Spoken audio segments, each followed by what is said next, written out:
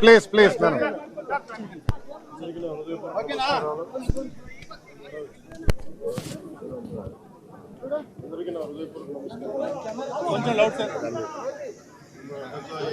22న 27 మంది నాయకుల్ని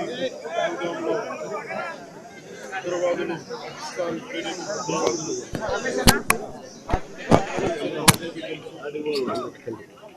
పర్యవసానం భారతదేశం పాకిస్తాన్కి అండగా ఉన్న ఈ టెర్రరిస్ట్ క్యాంపుల మీద దాడులు చేయడం, స్ట్రైక్స్ చేయడం జరిగింది. వారి ఉగ్రవాద శిబిరాలని ధ్వంసం చేయడం జరిగింది. దానికి కంటిన్యూటీగా యాక్షన్ పాకిస్తాన్ కూడా మనకి కాల్పులు జరపడం, వీటి సరిహద్దుల్లో ముఖ్యంగా 5 రాష్ట్రాల్లో చాలా తీవ్ర చాలా ఉద్విగ్నతతో కూడిన పరిస్థితులు ఏర్పడ్డాయి. ఆ క్రమంలో మన ఆంధ్రప్రదేశ్కి సంబంధించిన మురళీ నాయక్ కూడా అగ్నివీర్గా గత 2 సంవత్సరాలు 22లో వెళ్ళిన వ్యక్తి.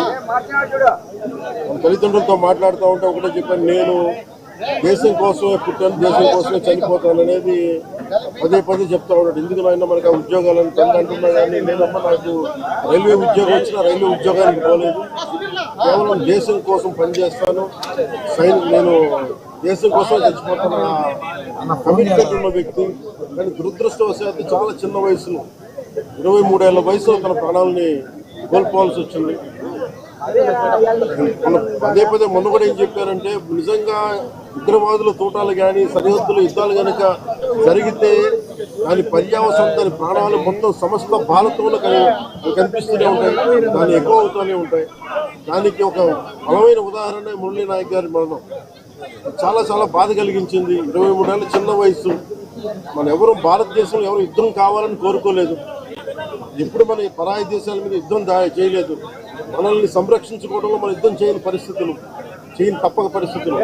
అలాంటి పరిస్థితుల్లో దీనికి మొదటిది కారణం పాకిస్తాన్ జనరల్, ఆర్మీ జనరల్ కూర్చోబెట్టి రెచ్చగొట్టి ఒక వారం ముందు, ఏప్రిల్ 22 ఒక వారం ముందు రెచ్చగొట్టి ఉగ్రవాదుల్ని ప్రేరేపించి అమాయకులైన మనుషులను చంపించేసి దానికి పర్యవసానమే. ఇక్కడ 47లో వాళ్ళు విడిపోయారు, వాళ్ళకి దాహం తీరల.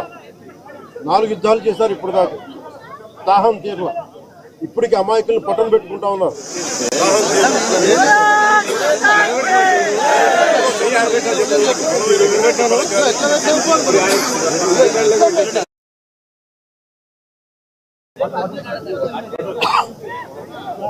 నిన్న కూడా చూసాం.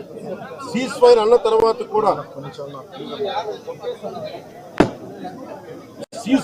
తర్వాత కూడా సీజ్ ఫైర్ ని వైలేట్ చేసిన ప్రభుత్వం. అక్కడ నిజంగా చెప్పాలంటే ఒక బనానా రిపబ్లిక్. దానికి ఎవరు మాస్టర్స్ తెలియదు పాకిస్తాన్. వాళ్ళు చేసే అరాచకాలు, వాళ్ళు చేసే మనకి స్పాన్సర్డ్ టెర్రరిజం ఇండియాకు ఒక ఇబ్బందిగా తయారైంది. ఇది మన ముంబై దాడులు కావచ్చు, కశ్మీర్ లో ఎథ్నిక్ క్లెన్సింగ్ కావచ్చు, ఇది ఒక రిపీటెడ్ కోయంబత్తూర్ దాడులు కావచ్చు, పేలుళ్లు కావచ్చు, జామా మస్జిద్ పేలుళ్లు కావచ్చు, లేదా గతంలో జరిగిన మనకి గోకుల్ చాట్ పేలుళ్లు కావచ్చు, లుంబిని పార్క్ పేలుళ్లు కావచ్చు, ఇవన్నీ కూడా ఎక్కడో చోట దీనికి ఒక ముగింపు పలకాలి, దీనికి ఒక బలమైన గుణపాఠం చెప్పాలనేది నరేంద్ర మోదీ గారి అందరికీ ప్రజలందరూ కోరుకున్నారు. ఆయన దీనికి ఇప్పుడే సోదరులు గౌరవ మంత్రి ఐటీ అండ్ ఎడ్యుకేషన్ మినిస్టర్ వారు అనౌన్స్ చేశారు. గౌరవ ముఖ్యమంత్రి చంద్రబాబు గారి తరఫున, అలాగే నరేంద్ర మోదీ గారి తరఫున ఇక్కడికి మంత్రివర్గం అందరం ఉన్నాం. ఇక్కడ అందరం కూర్చొని, మేము ముగ్గురం కూర్చొని ఇందాక గౌరవ ముఖ్యమంత్రి గారి సూచనల మేరకు ఇందాక సోదరులు మన లోకేష్ గారు చెప్పినట్టుగా దాదాపు 50 లక్షలు ఎక్స్గ్రేషియా ప్రకటిస్తూ ఉన్నారు.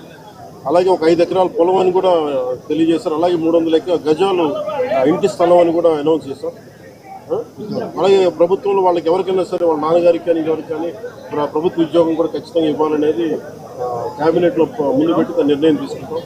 ఇవన్నీ కాకుండా నేను అదనంగా వ్యక్తిగతంగా నేను కూర్చోబెట్టి ప్రస్తుతం వరకు 25 లక్షల రూపాయలు మన కుటుంబానికి నా వ్యక్తిగతంగా నేను సాయం చేస్తానని తెలియజేసుకుని ఇది ఇలాంటి పరిస్థితులు రాకూడదని కోరుకుంటాం. కానీ దురదృష్టవశాత్తు ఇలాంటివి జరిగినాయి. మనం అందరం ఇలాంటి పరిస్థితుల్లో భారతదేశ ప్రభుత్వానికి, ప్రధానమంత్రి గారికి, అగ్ర నాయకత్వానికి, ఆర్మీకి, నేవీకి, ఎయిర్ ఫోర్స్కి, ఎంటైర్ డిఫెన్స్ ఫోర్సెస్కి ఇది మనం అండగా ఉండాల్సిన సమయం. ప్రతి ఒక్కరూ చాలా ఎరుకుతోటి చాలా జాగ్రత్తగా ఉండాలి. ఎవరు వాళ్ళు వేలాది మంది ఈ లష్కర్ ఏ తోయిబా లేదా జైషే మహమ్మద్ తీవ్రవాదులందరూ కూడా వాళ్ళు భారతదేశం మీద రకరకాల దాడులు చేయడానికి ప్రయత్నం చేస్తూ ఉన్నారు. సీజ్ ఫైర్ని దయచేసి మనం ఎవరు నమ్మట్లేదు. సీజ్ ఫైర్ శాంతికి ఒప్పందం కాదు. వాళ్ళు ప్రత్యేక పరిస్థితుల్లో లొంగిపోయి ఇంక మా పాకిస్తాన్ బతకలేదు అని చెప్పి కాళ్ళ బేరానికి వచ్చిన 3 గంటల్లోనే మళ్ళీ సీజ్ ఫైర్ని వైలేట్ చేశారు. ఇది అందరూ కూడా గమనించాల్సిన విషయం. ఇలాంటి పరిస్థితుల్లో ఇలాంటి ఒప్పందాలు కావాలని ఉండాలని కోరుతున్నాం. దాని తగ్గట్టుగా మనందరం దేశానికి, దేశ నాయకులకి, ఆర్మీకి, నేవీకి, ఎయిర్ ఫోర్స్కి, ఎంటైర్ డిఫెన్స్ ఫోర్సెస్కి మనం బలం ఇవ్వాల్సిన సమయం. అందుకని మీ అందరూ సహకారం కోరుకుంటూ సెలవు తీసుకున్నాం. మురళీ నాయక్ పవన్ కళ్యాణ్ గారి వీరాభిమాని. చిన్నప్పటి నుంచి వారిని కలవాలని తహతాలు ఆడుతూ వచ్చారు. అటువంటిది ఇవాళ పవన్ కళ్యాణ్ గారిని ఇక్కడ రప్పించుకున్నారు. దురదృష్టకరమైన విషయం ఏంటంటే చాలా అది నేను ఇక్కడికి రాగానే నాకు చెప్పారు, చూసిన చాలా బాధ అనిపించింది. అతను ఇష్టపడవచ్చు కానీ దేశానికి అందరికంటే కూడా దేశాన్ని ప్రేమించే వ్యక్తి. అలాంటి వ్యక్తిని కోల్పోవడం నిజంగా చాలా మా అందరికీ కూడా, లోకేష్ గారికి కానీ, మాకు కానీ, మా మంత్రి గారికి కానీ, ప్రతి ఒక్కరికి చాలా చాలా బాధ కలిగిస్తాం. వారి ఆత్మకి శాంతి చేకూరాలని, వారి కుటుంబ సభ్యులకి నా ప్రగాఢ సానుభూతిని తెలియజేయాలని, భగవంతుడు వారికి బలం ఇవ్వాలి. ఈ పుత్ర శోకానికి ఒకే ఒక్క కొడుకు, ఇంకెవ్వరు లేరు, ఒక్కటే ఒక కొడుకు. ఒక్క కొడుకుని కూడా చిన్న 23 ఏళ్ళు కూడా 25 ఏళ్ళు కూడా లేదు, 23 ఏళ్ళ వయసులో చనిపోయాడు దేశం కోసం. చాలా చాలా చాలా బాధగా ఉంది. వారి కుటుంబానికి అండగా ఉంటాను. దేశ సహాయం కాకుండా మా 3 పార్టీల నుంచి కూడా వారికి ఏ సహాయం కావాలో మా నాయకులు ఇప్పుడు అందుబాటులో ఉంటారు. మా గౌరవ మంత్రివర్గ సహచరులు ఉన్నారు, ఎమ్మెల్యేస్ ఉన్నారు, అన్ని పార్టీస్ అందరూ వారికి అండగా ఉంటామని తెలియజేసుకుని సెలవు. జై హింద్.